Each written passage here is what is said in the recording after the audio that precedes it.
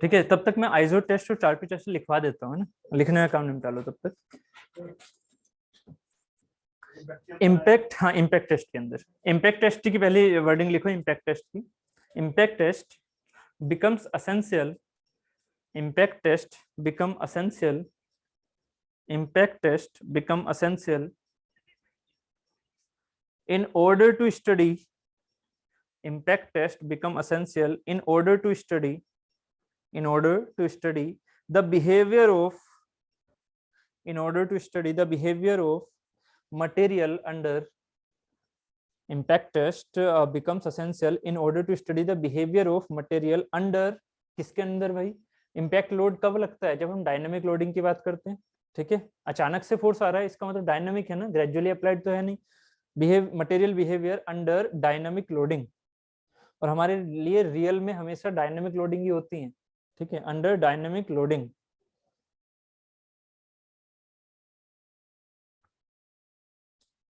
ठीक है, अब लिखेगा फर्स्ट में ये 4P टेस्ट, फर्स्ट में लिखेगा 4P टेस्ट। 4P टेस्ट के कुछ पॉइंट वाइज लिख लीजिएगा, थोड़ा इजी हो जाएगा point wise. Simply supported beam, समझ में आ रहा है मैं किसकी बात कर रहा हूँ?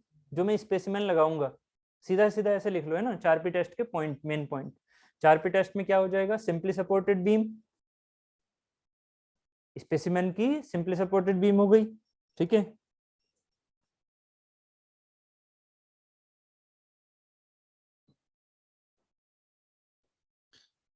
hammer strikes, hammer strikes from initial height h, hammer strikes from initial height h, capital H, initial height capital H, hammer strikes from initial height capital H। ठीक है, with energy, with energy E, with energy E, E ले लो, बड़ा E है ना, with energy E। इसी में next point में लिखना with energy E, next point में लिखना the hammer releases, hammer releases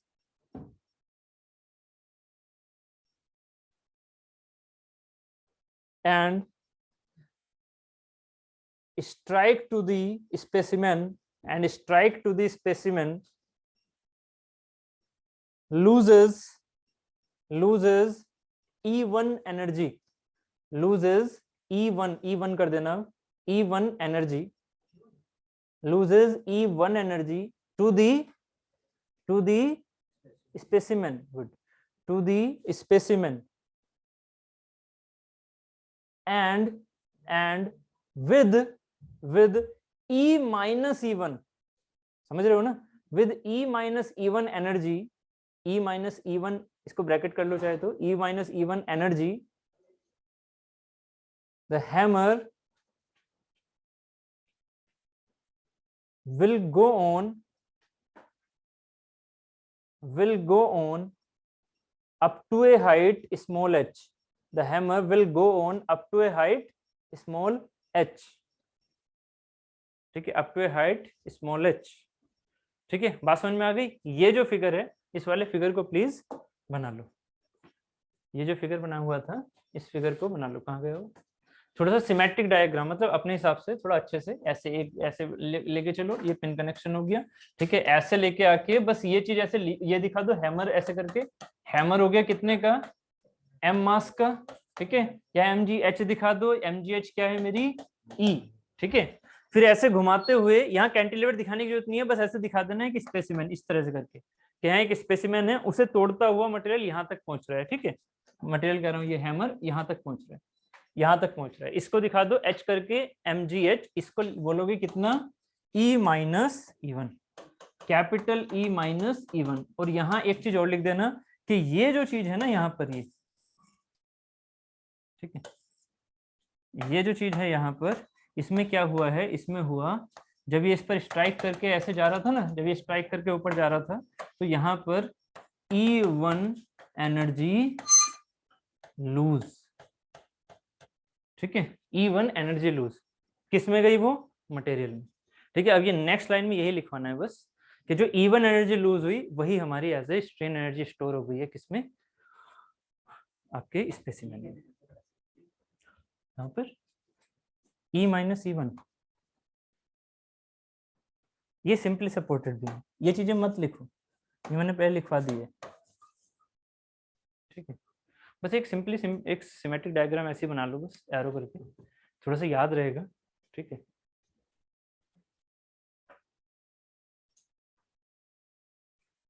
ये वैल्यूज लिखने की जरूरत नहीं है, 200 150 वो सिर्फ समझाने के लिए मैंने वहां पर E1 वगैरह बता दिया आपको, ठीक है। स्मॉल हाइट लिख लेना h, तो वहां पर एनर्जी कितनी है mgh, वो किसके बराबर है E minus E1।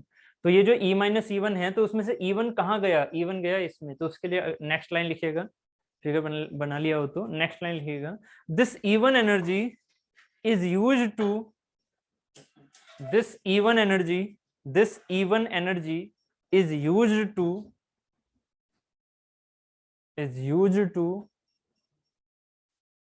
fail the, is used to fail the specimen, is used to fail the specimen,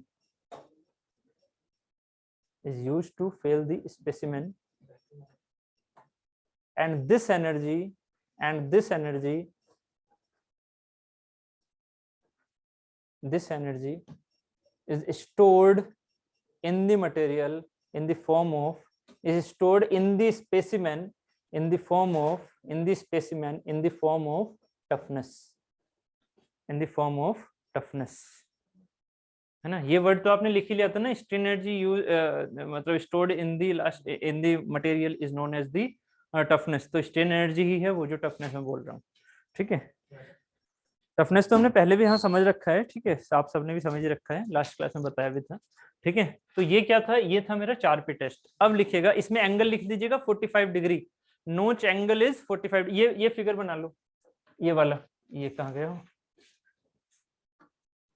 एक सेकेंड, कहाँ गया भाई, ये रहा, ये 4P वाला, ये वाला बना लो, ये 4P वाला, इसकी वैल्यू लिख लेना 10 10 55 mm, ये सब mm में है, ठीक है। ये 4P वाला फिगर बना लो, है ना, इसे कैंटिलीवर मान के चलना है, दोनों तरफ से बराबर, ठीक है। इसमें सपोर्ट जो लगेंगे वो कैंटिलीवर लगेंगे, बस वो आ जाए तो मैं आपको वीडियो भी दिखा दूंगा, थोड़ा और समझ में आ जाएगा, ठीक है। ये वाला फिगर बना लो, नोच दिखा देना यहाँ पर, ये चीज कुछ नहीं है, सर्कल मैंने बाद में बनाया था, ठीक है, पता लगा इस सर्कल को भी सोचो, ठीक है। ये सिर्फ नोट्स दिखा रहा हूँ इस पे,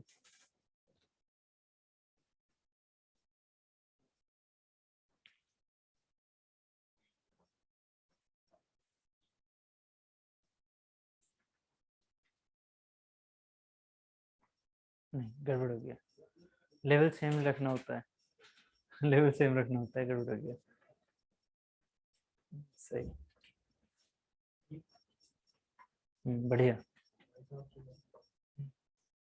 होता है ना कभी कभी 3D बनाने में गड़बड़ होती है, कोई इनका एक तुरंत बन गया। मुझे पीछे वाली लाइन और दिखा दो, थोड़ा पीछे वाली सरफेस भी दिख जाएगी ना, सोचो सोचो सोचो, नहीं नहीं, इससे पीछे, इससे पीछे, ना ना ना, कहाँ दिखाओगे, हाँ गुड, बढ़िया। 3D बनाना थोड़ा टफ होता है, ठीक है। 2D बना लो, हाँ कोई दिक्कत नहीं है, 2D बना लो, ऐसे करके, ऐसे करके 2D बना लो, ये ऐसे ना, ऐसे, ये ऐसे बन जाएगा 2D, ठीक।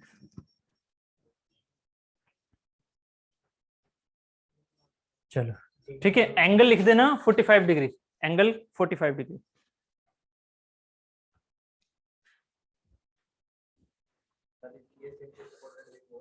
इसमें सिंपली सपोर्टेड है, किसमें, जब ये वाला स्पेसिमेन जब उसमें लगेगा ना 4P टेस्ट में, तो ये सिंपली सपोर्टेड की तरह काम करेगा, मतलब उसमें दोनों सपोर्ट होंगे, उसमें जाके इसे हम रख देंगे, तो उसके लिए ये ना ऐसे जब लोड लगेगा ना तो भागेगा नहीं, ये दोनों साइडों से फंस जाएगा, तो ये सिंपली सपोर्टेड है, ठीक है। इसमें लिखिएगा hair we notch acts as, एक लाइन और लिखिएगा, हाँ इसी में, hair we notch acts as, ये जो चीज लिखवा रहा हूँ ना ये आइजोड के लिए सेम है, ठीक है। Here we notch acts as failure initiation point, here V notch acts as failure initiation point due to, किस वजह से हो रहा है भाई, आपने आंसर भी दिया था, due to stress concentration, here V notch acts as failure initiation point due to stress concentration, ठीक है, यहां तक क्लियर है। अब सिमिलरली लिख लो आइजोड टेस्ट, स्ट्रेस कंसंट्रेशन। अब सिमिलरली आइजो टेस्ट हेडिंग डाल लो छोटी सी इसी के अंदर, इम्पैक्ट टेस्ट के अंदर। सेकंड टेस्ट इज आइजो टेस्ट, उसके अंदर क्या लिखोगे कि ये सबसे पहला लाइन हो जाएगा कैंटिलीवर बीम, ठीक है, कैंटिलीवर बीम।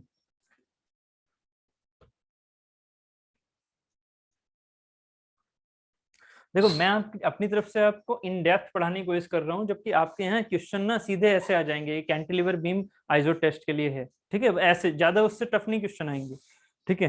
तो कैंटिलीवर बीम हो गया। सेकंड, नोच फेसेस द हैमर, नोच फेसेस द हैमर साइड, ठीक है, नोच फेसेस द हैमर साइड, ठीक है। इसमें नोच हैमर साइड में होगी, जबकि इसमें क्या थी, अपोजिट साइड, ठीक है। चाहे तो ऊपर डाल लो इस चीज को कि ये अपोजिट साइड होती है टू दी हैमर, ये इसमें 4P में समझ में आ गया तो मत रहने दो फिर, ठीक है। नेक्स्ट हमारे पास हो गया इसी के अंदर जो ये कहानी थी वो सेम चलेगी, वी नोच क्यों है, जिससे कि स्ट्रेस कंसंट्रेशन आए और वो टूट जाए, ठीक है। तो वो कहानियां सेम है, ठीक है। Angle is about to 45 degree, angle is about to 45 degree, 45 degree, 45 degree, और कहीं कहीं 30 डिग्री भी यूज होता है, तो ब्रैकेट में 30 डिग्री भी लिख लेना, ठीक है, ब्रैकेट में 30 डिग्री, बट ये अराउंड 45 डिग्री हम लेके चल लेते हैं, ठीक है।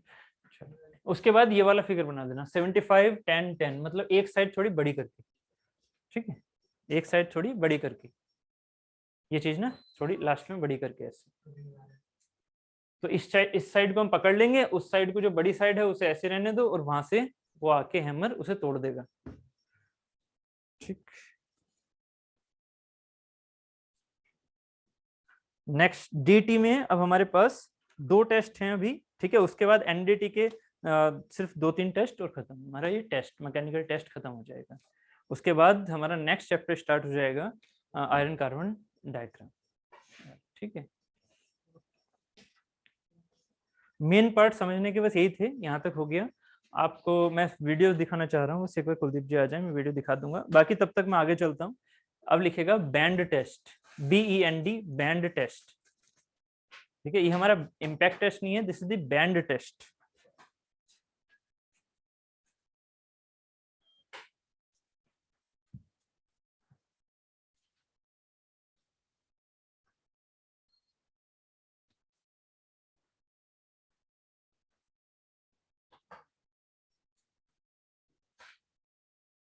ठीक है,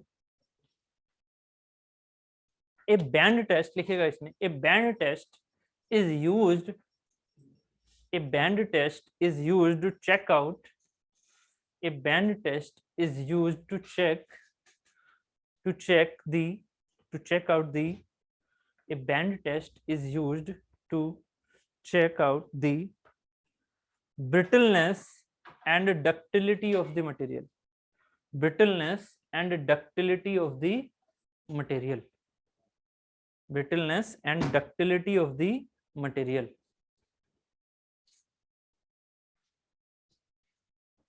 Full stop. Generally it is a substitute, generally it is a substitute। Ductility किसमें चेक की थी, याद होगा आपको, किसमें चेक की थी डक्टिलिटी, कौन से टेस्ट में होती है डक्टिलिटी चेक, टेंशन टेस्ट में, ठीक है, यूटीएम में, यूनिवर्सल टेस्टिंग मशीन में डक्टिलिटी चेक होती है ना, कितना इलोंगेट हुआ, ठीक है।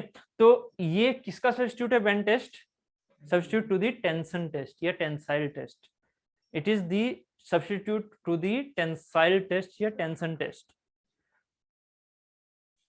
only on the basis of, only on the basis of brittleness slash में ductility check, only on the basis of brittleness slash में ductility check। इसका मतलब ये नहीं है कि ये चीज ये बता देगा कि कितना डक्टाइल है या कितना ब्रिटल है, ये सिर्फ और सिर्फ क्या बताता है कि अब इसकी डक्टिलिटी कम हो गई, अब इसकी डक्टिलिटी बढ़ गई, इस कंडीशन में इसकी डक्टिलिटी ज्यादा है, या फिर दो चीजों का कंपैरिजन कर लेगा। कैसे, थोड़ा ध्यान से समझना इस चीज को, ठीक है। बस इतना काफी है बैंड टेस्ट में, बैंड टेस्ट में हो क्या रहा है थोड़ा समझना इस चीज को। यहाँ पर मान लीजिए आपके पास एक ये स्पेसिमेन था, क्या है ये स्पेसिमेन है, एक राउंड है ऐसे, किसका बना हुआ है, ऐसे ही एक राउंड बार ले रखी है, मान लीजिए स्टील की, ठीक है, शाफ्ट बेसिकली नहीं, क्योंकि इस पर हम ट्विस्टिंग नहीं लगा रहे, है ना, एक सिंपली राउंड बार है। अब मैंने इसको नीचे से क्या कर लिया, पकड़ लिया, फिक्स कर लिया, समझ रहे हो, इसको मैंने नीचे से एक अपनी मशीन के थ्रू फिक्स कर लिया, पकड़ लिया, ठीक है।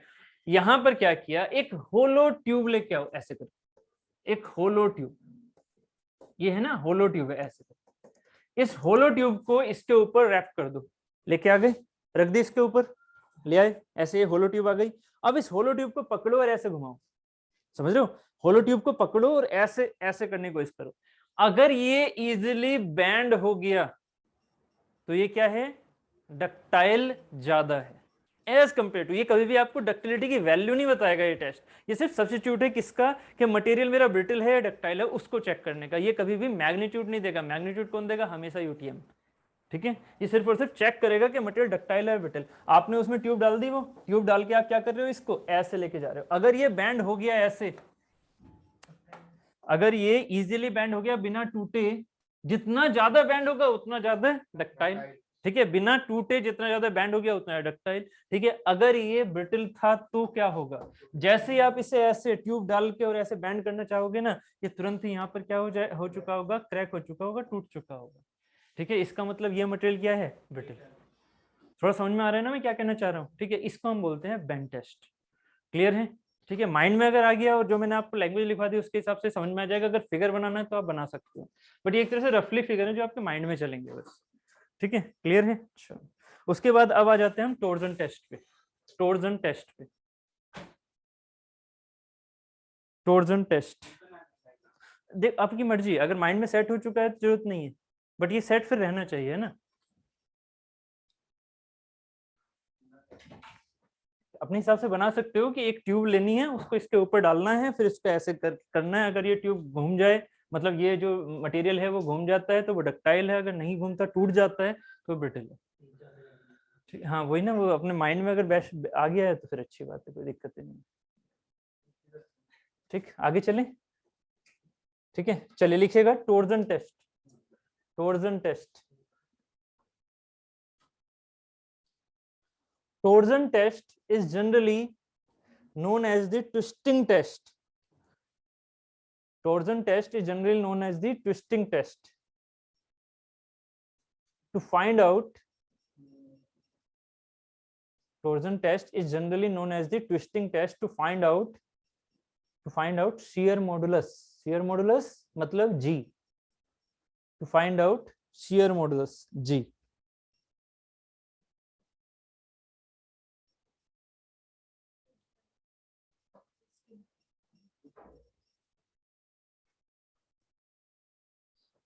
ठीक है, found out the modulus of rigidity या शियर मॉडुलस जी, ठीक है, इसे मॉडुलस ऑफ रिजिडिटी बोलते थे ना, ठीक है, ठीक, आगे लिखिएगा द मैक्सिमम टॉर्क, इसी लाइन इसी के अंदर, the maximum torque, maximum torque कब होगा, जब उस पर मैक्सिमम फोर्स लग रहा होगा, ठीक है, the maximum torque which is the greatest force, the maximum torque which is the greatest force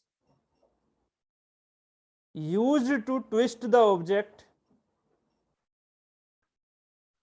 the maximum torque which is the greatest force used to twist the object, used to twist the object before the proportional limit is reached, before the proportional limit is reached, then the graph will be straight line, is reached, before the proportional limit is reached, then the graph will be straight line, and can find g from the slope of the line, and can find g from the slope of the line। एक छोटा सा figure बना लेना, यहाँ पर आपको मैंने क्या बोला कि यहाँ पर मैं ट्विस्टिंग टेस्ट कर रहा हूं, बट उस ट्विस्टिंग टेस्ट से हमें क्या मिलता है, एक साइड में फाई और एक साइड में टाउ, ठीक है। तो यहाँ टाउ एंड फाई के बीच में जो ये वाली चीज जाती है, जहां तक ये प्रोपोर्शनलिटी दिखाता है वहां तक आपका क्या बन के आएगा, जी, इसका जो एंगल होता है ना उसको जी ग्रेडियंट बोलते हैं, ये मैंने आपको फिर से वही टेंशन टेस्ट में समझाया था यहाँ ई आया था जब ये सिग्मा और एप्सिलॉन लिखा था। ठीक है, वही सेंस यहाँ का भी आता है। मैं आपको टेंशन टेस्ट का सिर्फ और सिर्फ एक वीडियो दिखाऊंगा, पूरा समझाऊंगा यहाँ नहीं। ठीक है, वो एक बार मुझे वो आ जाए तो मैं आपको वीडियो दिखा दूंगा, उससे आपको समझ में आएगा कि ये जो लाइन आती है ना, ये आपके फोर्स बढ़ाते हुए आपको ये चीजें दिखती हैं। ठीक है, ये तो टाउ और फाई का हो गया। अगर मैं यहाँ पर ऐसे इसी को खींचता हुआ लेके चलूं तो क्या होगा, फोर्स धीरे धीरे बढ़ाओगे, आपका स्ट्रेंथ धीरे धीरे बढ़ेगा। तो वो सीधा ऑटोमेटिकली कैलकुलेट नहीं हो सकता, वो कैलकुलेट होता है शुरू में कैसी आती है, एक लाइन, उसके बाद लाइन हमारी चेंज होके किस में चली जाती है, स्ट्रेन हार्डनिंग में, ऐसे करके। ठीक है, यहाँ क्या होगा, ये शियर टेस्ट है, शियर टेस्ट में क्या नेकिंग होगा, नहीं होगा। ठीक है, तो नेकिंग वाला सेंस ही नहीं आएगा इसमें। इसमें क्या होगा, बस सीधा ये ऐसे जाके और यहाँ पर फ्रैक्चर। ठीक है, इसमें नेकिंग वाला ऑप्शन आएगा ही नहीं। ठीक है, समझ में आ रहा है। तो अगर मैं एक ब्रिटल मटेरियल का लेता हूं तो यहीं पर कट कर दूं, तो ये क्या है, मेरी प्रोपोर्शनल लिमिट, मुझे मतलब है जी से। तो टॉर्जन टेस्ट से हम क्या फाइंड आउट करते हैं, शियर मॉडुलस जी। ठीक है, ये कंप्लीट हो गया। ठीक है, शियर टेस्ट है एक तरह का, इसको साथ में फाई है। ठीक है, फाई तो है, ये एप्सिलॉन नहीं है, फाई है। नहीं एंगल, हाँ जी एंगल जी है, टेन थीटा। टेन जी नहीं है, टेन थीटा, गड़बड़ कर गए आप। टेन थीटा, हाँ ठीक है, tan theta equal to G है ना, ये हमारे पास y equal to M X होता है ना। एक सेकेंड, हाँ सॉरी सॉरी सॉरी, मैंने एंगल को जी लिख रखा है, हाँ सॉरी सॉरी, ये है y equal to M X, M की वैल्यू क्या है, टेन थीटा इंटू, और ये क्या हो गया, tau equal to G phi. यहाँ पर g क्या है मेरा, टेन थीटा, यहाँ g है मेरा टेन थीटा। ये लिखा मैंने सही है, बस यहाँ बनाते हुए गलत कर दिया, एंगल हमेशा थीटा होता है ना। ठीक है, वो बनाते हुए गलत किया है, g बराबर टेन थीटा, ये ठीक। g हमारा क्या है, tan theta, y equal to M X line होती है ना, तो m की वैल्यू क्या होती है, टेन थीटा, ग्रेडियंट स्लोप। ठीक है, क्लियर है। ठीक है, तो टॉर्जन टेस्ट में हमारा क्या होता है, शियर, इसको एक साइड में ब्रैकेट में लिख देना, शियर टेस्ट, इसे हम शियर टेस्ट भी बोलते हैं, शियर टेस्ट। ठीक है, ये हो गए हमारे डिस्ट्रक्टिव टेस्ट। ठीक है, अब चलते हैं हम एनडीटी, नॉन डिस्ट्रक्टिव टेस्टिंग पर। Non destructive testing, non destructive testing.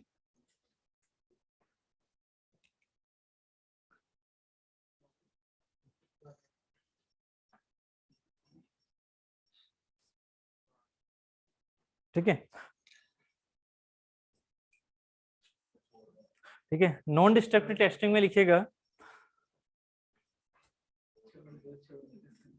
Non destructive testing के टाइप लिखिएगा, विजुअल इंस्पेक्शन ऐसे करके, फर्स्ट करके visual inspection, second radiography, visual inspection, second radiography.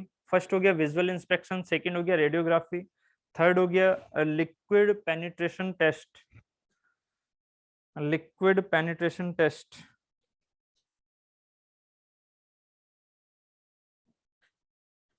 Liquid penetration test. इसी के अंदर लिखेगा डाई पेनिट्रेशन टेस्ट, फर्स्ट करके इसी के अंदर dye penetration test, liquid penetration test, liquid के अंदर हाँ लिखेगा एक करके, फर्स्ट करके dye penetration, dye DPT, dye penetration test. दूसरा लिखेगा oil whiting test, oil whiting test, oil whiting, WHITING, oil whiting test. ठीक है, फिलहाल अभी इसमें दो ही लिख लो। नेक्स्ट अपना लिखो अल्ट्रासोनिक इंस्पेक्शन। अब चौथा हो जाएगा आपका ultrasonic inspection etcetera, ultrasonic inspection etcetera. क्या चीज, हाँ जॉइंट्स में वेल्डिंग, ये वेल्डेड जॉइंट में हमारी रेडियोग्राफी होती है, रेडियोग्राफी वेल्डिंग, वेल्डेड जॉइंट में। ठीक है, लिक्विड पेनिट्रेशन भी उसी में है, बट जनरली क्या होता है स्क्रैचेस में, जहाँ स्क्रैचेस ज्यादा हो। ठीक है, जहाँ स्क्रैचेस ज्यादा हो, जैसे वेल्डिंग है ना, वेल्डिंग में भी क्या होता है, इस साइड में पेनिट्रेशन आ जाता है ना इस साइड में, तो वो वहां के लिए आपका लिक्विड पेनिट्रेशन टेस्ट हो जाता है, वो बता देता है कि कितना ज्यादा वो अंदर तक है। ठीक है, अभी लास्ट का है अल्ट्रासोनिक इंस्पेक्शन, लास्ट है अल्ट्रासोनिक इंस्पेक्शन।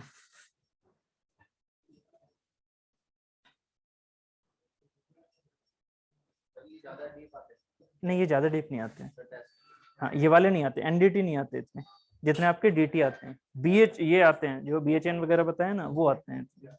ठीक है, ये एनडीटी नहीं आते इतने।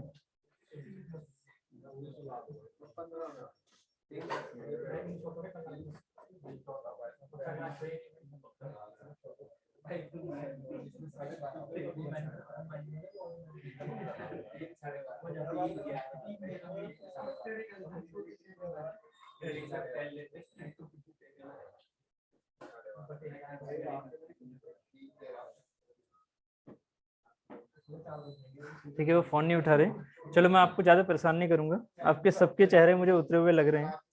ठीक है, अरे रहने दो मनीष जी, अब जब मैं बोल रहा हूँ तब आपके माइंड जा रहे हैं कि हाँ ठीक है अभी पढ़ रहे हैं, देखो तुरंत पैनिक बंद होगी। ठीक है, लग रहे हैं, साफ लग रहे हैं। ठीक है, तो एक काम कर लेते हैं फिर ऐसे। नहीं अच्छी बात है भाई, कुछ हैं चेहरे जो अभी भी एक्टिव हैं, कुछ चेहरे हैं अभी जो एक्टिव हैं। ठीक है, बट कुछ चेहरे मुझे लग रहे हैं कि डाउन हो गए हैं। ठीक है, तो भाई जिनके डाउन हुए हैं वो उनको भी पता लग रहा है कि हाँ उनके चेहरे डाउन हो गए, तो प्लीज थोड़ा सा एक्टिव होने की कोशिश करो। ठीक है, ऐसे काम नहीं चलेगा। आज पहला दिन था तो मैंने पहले ही बोल दिया था कि आपको मैं ज्यादा नहीं खींचूंगा, जब आपके चेहरे डाउन दिखेंगे मैं तभी बंद कर दूंगा। ठीक है, बट प्लीज कल थोड़े एक्टिव रहना, 4 बजे तक कम से कम। धीरे धीरे बढ़ेंगे, आज 3 बजे तक बढ़ने के लिए बोला था, कल 4 बजे तक बढ़ेंगे। हाँ ठीक है चलो। ठीक है, तो कल कल 4 बजे तक एक्टिव रहना। शुरू के आते ही मैं आधे घंटे में सब लिखवा दूंगा एनडीटी, और समझा भी दूंगा, और साथ ही वो जो कुलदीप जी से वीडियो लेके और वो भी दिखा दूंगा आपको इसकी। ठीक है, उसके बाद आधे घंटे बाद ही हमने ये आयरन कार्बन डायग्राम शुरू कर देना है। ठीक है, आयरन कार्बन डायग्राम अच्छा चलेगा पूरे दिन, पूरे दिन तक चलेगा आराम।